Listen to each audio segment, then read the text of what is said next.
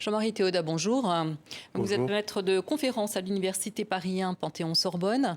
Alors, Ariel Henry a jeté l'éponge cette semaine. Est-ce qu'il avait vraiment le choix dans un pays où il n'y a plus du tout d'état de droit? Il n'avait pas le choix parce que son avion n'a pas pu atterrir au retour du Kenya. La République dominicaine, le pays voisin, lui ayant refusé le droit d'atterrissage.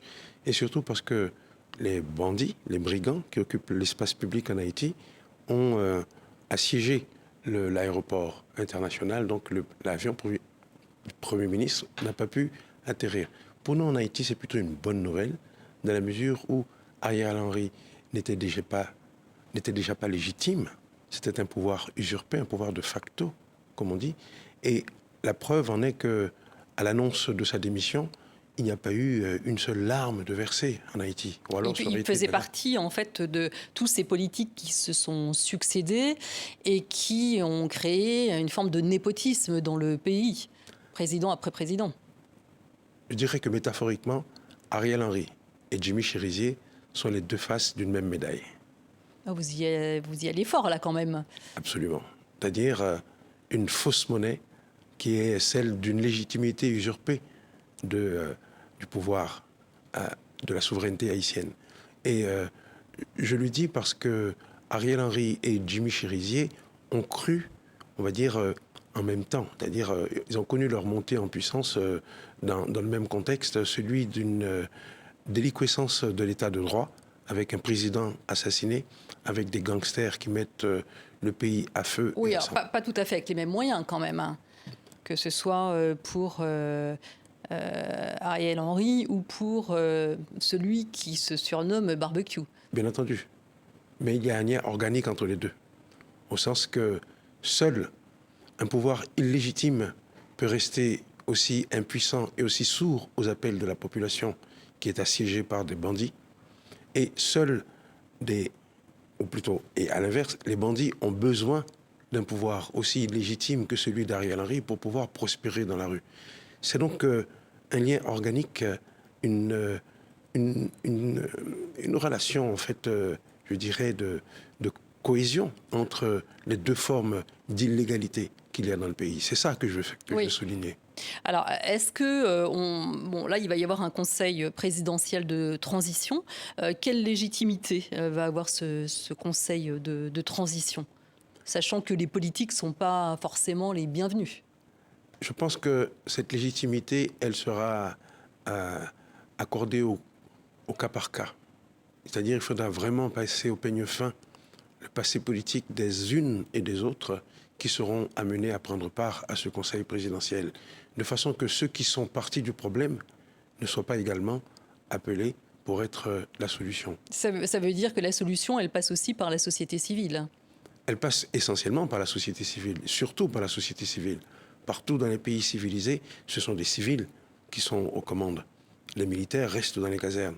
Il faut la même chose en Haïti, que ce soit des hommes et des femmes en Haïti qui ont les compétences et qui aient surtout la probité nécessaire pour participer aux affaires publiques sans s'enrichir, sans commettre de crimes, sans tremper dans des trafics louches et illicites, comme cela s'est vu depuis une trentaine d'années en Haïti. Alors, ça veut dire qu'il faut d'abord commencer par, entre guillemets, nettoyer le pays.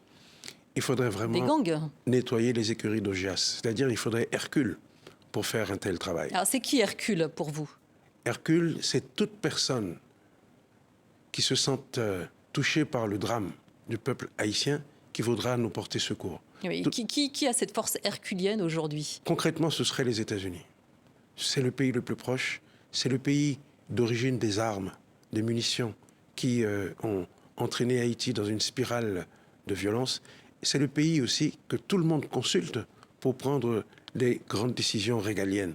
Donc Haïti est dans la situation paradoxale d'un pays sous tutelle de fait. Parce qu'il n'y a eu aucune élection depuis 2016 et il n'y a pas de président ni de parlement depuis 2021.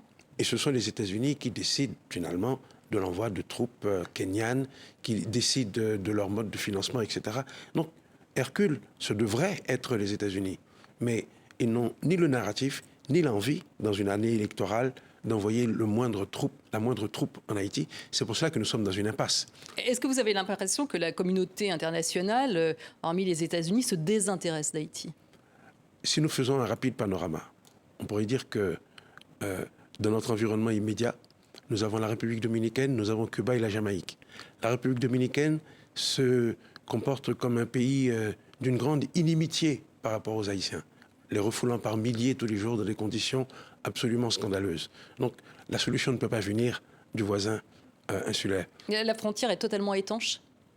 La frontière n'est pas étanche, mais les Dominicains ne laissent passer que ce qu'ils veulent bien voir passer, c'est-à-dire de la marchandise bon marché pour alimenter le marché haïtien, mais aussi les armes qui parfois alimentent la criminalité dans ce pays. Donc c'est une relation qui n'est pas très apaisée. Il y a Cuba, qui est un pays également voisin, qui aurait pu éventuellement nous aider. Cuba a un capital d'amitié, un capital d'empathie qui se manifeste par leur participation à l'aide médicale, leur participation dans le domaine éducatif, qui aurait pu également se manifester ici. Mais géopolitiquement possible, ce n'est pas possible. Les Américains n'accepteraient jamais. Après, il y a la Jamaïque, qui est le pays d'où est partie la bonne nouvelle, d'où est partie la résolution de la CARICOM, qui nous a permis de nous délivrer.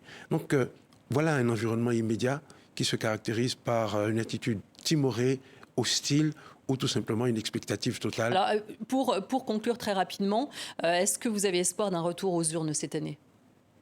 De retour aux urnes dans le pays? Pas dans l'immédiat. On ne peut pas voter sous les balles. On ne peut pas voter alors que les brigands sont encore dans la rue. Il nous faut, là encore, comme je disais tout à l'heure, nous débarrasser de la deuxième face de la même pièce. On s'est débarrassé d'Ariel Henry. Il nous faut aujourd'hui nous débarrasser de Jimmy Chérizier. Merci beaucoup Jean-Marie Théodat. Je rappelle que vous êtes maître de conférence à l'Université Paris 1 Panthéon-Sorbonne. Et je rappelle également le titre de votre dernier ouvrage, Fatras Port-au-Prince, aux éditions Parole. Merci.